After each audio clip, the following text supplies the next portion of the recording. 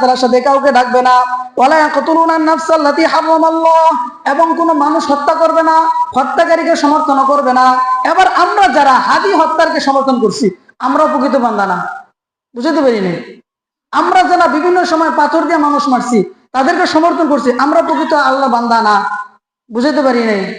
আল্লাহ কইছে যে লা ইয়াকতুলুনা আন-নাফসাল্লাতী, কাউকে হারামাল্লাহ, কাউকে হত্যা করিও না।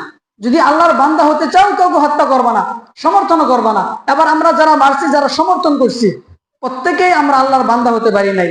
এই ছেলে মারলো, ঢাকায় মাইরা বিদেশ চলে যা, কিভাবে যা? যারা সহযোগিতা করছে কেউ বান্দা না, কেউ বান্দা না, প্রত্যেকেই মানুষ মারা হত্যার গুনাহ আছে।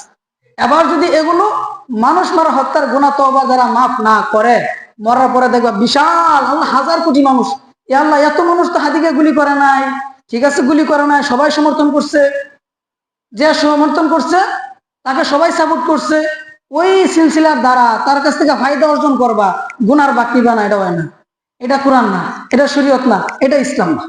তুমি যে নেতার কাছ থেকে ফায়দা নিবা, দুনিয়াবি ফায়দা, ওই নেতার যা গুনাহ আছে সমস্ত গুনার ভাগ তোমার নিতে হবে, এটা হলো ইসলাম।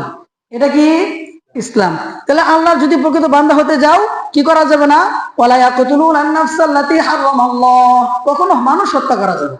যদি হত্যা করো, তাহলে বোঝা গেল তুমি এখন আল্লাহর বান্দা হতে পারো নাই, আল্লাহর বান্দা হতে পারো নাই। ইল্লা বিল হাক্কি ওয়ালা ইয়াজনুন,